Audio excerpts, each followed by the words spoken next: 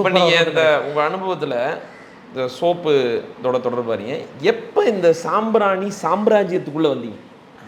எப்போ உங்களுடைய, ஏன்னா நான் இந்த இக்கிகாயை இங்கே ரொம்ப முக்கியமாக தொடர்பு படுத்துகிறேன். இயற்கையோட விவசாயத்தில் பயணிக்கிறீங்க, உங்களுக்கு ஒரு ரியலைசேஷன் எமோஷ்னலாக ஏற்படுது, அந்த சூழ்நிலையிலேருந்து வெளியே வந்து மார்க்கெட்டிங்கில் நீங்கள் ஹை ரோலர் வரீங்க, மேனேஜர் ஆகுறீங்க. இப்படியே வந்து இப்போ சோப்புன்றது ஒன்று ஒரு துணியை சலவை செய்து சுத்தப்படுத்துறது, சுத்தப்படுத்தக்கூடிய ஒரு ஒரு உபகரணம். இங்கேருந்து எந்த இடத்துல ஒரு பூஜை பொருட்கள், ஒரு டிவைன் ஸ்பிரிச்சுவல் இதுக்குள்ளே எப்போ உங்களை இயற்கை கொண்டு போகுது? ஐயா, அது வந்து 98 மத்தியில் அந்த மாதிரி ஒரு சித்திரை மாதம் வைகாசி மாதம் அந்த மாதிரி ஒரு சூழலில் நான் அதே சோப்பு கம்பெனியில் ஒர்க் பண்ணிக்கிட்டு தான் இருக்கிறேன். அப்போ மதுரையில் இருக்கிறேன். மதுரையில் இருக்கும்போது எனக்குள்ளே ஏதாச்சும் ஒரு சிறு தொழில் பண்ணணும் அப்படிங்கக்கூடிய ஒரு ஆசை வந்துச்சு. இருந்துச்சு. அப்போ நான் ஏற்கனவே வந்து நிறையா ஃபீல்டில் பயணப்பட்டுக்கிட்டு இருக்கும்போது எனக்கு தெரிஞ்ச சிறு தொழில் அப்படிங்கிறது வந்து சோப்பில் தான் நான் நல்லா ட்ராவல் பண்ணிகிட்ருக்கேன். 4-5 வருஷமாக ட்ராவல் பண்ணிகிட்ருக்கேன். அதான் எனக்கு தெரிஞ்ச தொழில். அப்போ ஒரு பர்டிகுலர் ஸ்டேஜில் வந்து நம்ம சொந்தமாக ஆரம்பிக்கலாம், வேலை தானே பார்த்துக்கிட்டு இருக்கிறோம், சொந்தமாக ஆரம்பிக்கலாம் ஒரு துணிச்சல் அப்படின்னு சொல்லிட்டு அதுக்கான மூலதனத்தை நான் எப்பயுமே வந்து பொருளாதாரத்தில் ரொம்ப உங்களுடைய ஃபார்முலா ரொம்ப நல்லா இருக்கு. ஃபார்முலா எனக்கு பிடிச்சது அப்படிங்கிறது இருக்கு இல்லையா, அதனால் எப்பயுமே வந்து ஒரு சேஃபர் ஜோனில் ட்ராவல் பண்ணுறது எனக்கு ரொம்ப பிடிக்கும். ஓகே, ரிஸ்க் எடுத்தாலும் கால்குலேட்டிவாக ரிஸ்க் எடுப்பேன். சூப்பர். பாக்கெட்டில் 10 ரூபாய் வச்சுட்டு 100 ரூபாய்க்கு எஸ்டிமேட் போட மாட்டேன். ஓகே, 100 ரூபா வச்சுருந்தா 10 ரூபாய்க்கு எஸ்டிமேட் போடுவேன். ஓ, 90 ரூபா மிச்சம் சேஃபர் ஜோனில் இருப்பேன். அவ்வளோதான், இதுதான் என்னோட ஃபார்முலா. அதனால் எதுலேயுமே கடை வாங்கி அப்படி பண்ணணும் இப்படி பண்ணணும் புஷ் பண்ணிக்கிறதுலாம் பெரிய ரிஸ்க் எடுத்துக்கிறது இல்லைங்க.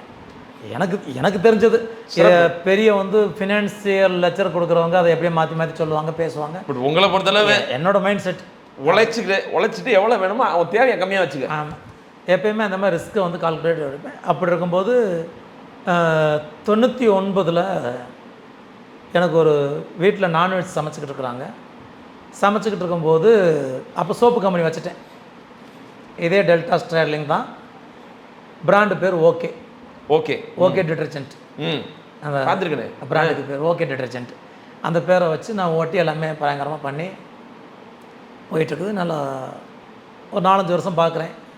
4-5 வருஷம் பார்க்கும்போது என்னோடய லைஃப்பில் எந்த ஒரு முன்னேற்றமும் இல்லை, ஸ்டாக்னேஷன். ஒரு கைக்கு வாய்க்கு தான் சரியாக இருக்குது, ஒரு பெரிய க்ரோத் இல்லை அப்படிங்கிறத ஒரு 5 வருஷம் கழித்து நான் உணர்றேன். இன்ட்ரெஸ்டிங்காக ஒன்றும் இல்லை. ஆமாம், பெருசாக ஒன்றும் இல்லை. அப்போ 99 94 ஆரம்பித்து 99 அந்த மாதிரி டயத்தில் யோசிக்கிறேன். ஒரு நாள் திடீர்னு எனக்கு ஞானோதயம் வந்த மாதிரி, நில்லு, இவ்வளோ வேகமாக ஓடிக்கிட்டு இருக்கு, எங்கே ஓடுற, என்ன பண்ணுற, உன்னோட P&L எடு அப்படிங்கிற ஒரு மைண்ட் எனக்குள்ளே சொல்லுது. கடைசியாக வர சொல்லி எடுத்து பார்த்தா ஒரு பக்கம் ரா மெட்டீரியல் கடையும் கொடுத்துக்கிட்டே இருந்திருக்காங்க. நான் வாங்கி கன்வர்ஷன் பண்ணி விற்றுக்கிட்டே இருக்கிறேன். கடைசியாக பார்த்தா விற்ற பக்கம் பூரா கொஞ்சம் காசு வரல, வாங்கின பக்கம் பூரா காசு கொடுக்க முடியலை. அப்படி ஒரு ஃபினான்ஷியல் டைட்டான பொசிஷனுக்கு அந்த சூழ்நிலை இக்கட்டாக கொண்டு வருது. கிரைசிஸ். எப்பயுமே சேஃபர் ஜோனில் இருக்க நான் எப்படி இந்த மாதிரி ஒரு விஷயத்தில் மாட்டினேன் அப்படின்னு யோசிக்கும்போது அப்போ தான் நான் பண்ண தப்பை ரியலைஸ் பண்ணுறேன். உற்பத்திக்குன்னு சில ஆட்களை போட்டுட்டு விற்பனையில் நான் என்னோடய ஃபோக்கஸ் பண்ணியிருக்கிறேன். விற்பனையில் நான் செலுத்தின கவனம் வேறு, உற்பத்தியில் நான் செலுத்தின கவனம் வேறு. இந்த ரெண்டையும் மேட்ச் பண்ணி பார்க்கும்போது இங்கே கவனம் செலுத்தின நான் உற்பத்தியில் கவனம் செலுத்தலை. அப்புறம் தான் புரிஞ்சிச்சு. உடனே பார்த்தேன் இதெல்லாம் சரி பண்ண முடியுமான்னு பார்க்குறேன். எல்லா கால்குலேஷனும் within ½ an hour decision making எடுக்கிறீங்க. 9 மணிக்கு பிரச்சனை மண்டைக்குள்ளே போகுது. 9:30க்கு வெறும் 30 நிமிடங்களில் அனௌன்ஸ் பண்ணுறேன், நான் சோப்பு கம்பெனியை மூடுறேன். ஆஹா, 30 மினிட்ஸில் 4 வருடம் 5 வருடமாக பயணித்த உடனே மூட தயாராகிட்டீங்க. முடிஞ்சு க்ளோஸ் தி. சரியாக வராதுப்பா. உடனே வீட்டில் வந்து சொல்கிற, அப்படி ஒரு நிமிஷம் சிந்திச்சு செயல்படுங்க, செகண்ட் கன்சிடரேஷன், ஒரு தடவை மறு யோசனை பண்ணுங்க அப்படிங்க. இந்த வார்த்தையை நீ சொல்கிறதுக்கான காரணம் என்னன்னு நான் கேட்குறேன். இல்லை, இன்றைக்கி நம்ம ஒரு சோப்பு கம்பெனி வச்சுருக்கோம், போய் நம்ம கேட்டால் ஒரு 1000மோ 5000மோ பணம் கேட்டால் எந்த நம்பிக்கையில் கொடுப்பாங்க? ஒரு கம்பெனி இருக்குங்க நம்பிக்கையில் தான் கொடுப்பாங்க.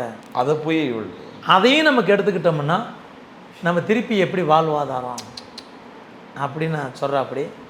அப்போ தான் நான் சொல்கிறேன், நான் கடை வாங்கிறதுக்காண்டி கம்பெனி வைக்கலை, நான் சம்பாதிக்க தான் கம்பெனி வச்சேன். பர்பஸ் சரியா? உனக்கு அந்த 4000 5000 தான் அப்படின்னா யாரோ ஒருத்தட்ட போய் சோப்பு பவுடரை வாங்கி விற்று நான் கமிஷன் சம்பாரிச்சிருவேன். அதை பற்றி கவலைப்படாதீங்கன்றீங்க. நீ ஒரி பண்ணிக்க தேவையில்லை. சூப்பர் மேம்கிட்ட, செல்வி மேம்கிட்ட சிறப்பு. அதனால் உனக்கு நான் இருக்கேன், கேரண்டிட், டோன்ட் வரி, நீ ஃப்ரீயாக. ஓகேவா? பிளான் ஏ நம்ம இன்னொரு மாற்று யோசனை பண்ணுறோம். பிளான் பி, எனக்கு டிரைவிங் மெக்கானிக்கல் எல்லாமே தெரியும். அந்த ஸ்கில்லாம் இருக்குது. டிரைவிங் தெரியும், மெக்கானிக்கல் தெரியும், மார்ஷியல் ஆர்ட் தெரியும், பாடி பில்டிங் தெரியும், கோச்சிங் பண்ண முடியும், மார்க்கெட்டிங் தெரியும். இந்த ஸ்கில்லாம் இருக்குது, லிஸ்ட் பண்ணிட்டீங்க. எல்லாமே எனக்கு ஒரு 15 தொழில் எக்ஸ்பீரியன்ஸ் இருக்குது. நீ நம்பி பண்ணலாம், தைரியமாக இருக்கு. டோன்ட் ஒன்றுமே இல்லையா? எங்கள் அப்பா அம்மா வச்சுட்டு போனேன், சொத்து சோகம் இருக்குது, ஒரு 4 மாட்டை வாங்கினாலும் நம்ம வந்துட முடியும். அதெல்லாம் ஒன்றும் ஃபீல் பண்ணாதான். இப்போ நீ பண்ண வேண்டிய ஒரே ஒரு வேலை என்னென்னு கேளு. என்ன செய்யணும்? 2-3 நாளைக்கு ஆகிற மாதிரி துணிமணி எடுத்துட்டேன். பைக்கில் பின்னாடி உட்காரு, பல்சர் பைக்கு. நேராக கடனை வாங்குறேன்னா ஆகி போச்சு. இன்னொரு 5000 கடனை வாங்கிட்டு நேராக கொடைக்கானல் போயிட்டேன். ரிலாக்ஸ். உலகத்தில் பெரிய சிந்தனை இருக்குன்னா பிரச்சனை வரப்போ போய் சும்மா இருப்பாங்க, அந்த மாதிரி கொடைக்கானல் போயிருங்க. நேராக கொடைக்கானல். இங்கே கம்பெனியில் வேலை பார்க்குறவங்க அனௌன்ஸ் பண்ணுறேன், இந்த மாதிரி கம்பெனியை மூடுறேன், எல்லாம் அவங்கவுங்க வேறு வேலை பார்த்துக்கோங்க அப்படிங்கிறேன். உடனே சுற்றி இருக்க வேலை செய்வேன். சார் உங்களை நம்பி நான் இருக்கிறேன், நீங்கள் இப்படி இப்போ திடீர்னு சொன்னீங்க என்ன செய்கிறது அப்படிங்க. அப்போ தான் நான் சொன்னேன், கிறுக்கு பயல்களா, என்னை நம்பி நானே இல்லை, என்னை நம்பி நீங்கள் இருக்கேன்னு சொல்கிறீங்க. இது ரொம்ப முட்டாள்தனமான வேலை. கடவுள் ஆளுக்கு ஒரு வாய்ப்பை கொடுத்துருக்காரு. இதுக்கு மேலே நான் கடைபடுறதுக்கு என்னால் முடியாது. நீங்கள் உங்கள் வேலையை பாருங்கள், நான் என் வேலையை பார்க்குறேன். ஏதாச்சும் கம்பெனியில் உங்களுக்கு கொடுக்கல் வாங்கல் இருந்துச்சுன்னு சொன்னால் அதை நேர் பண்ணிக்கோங்க.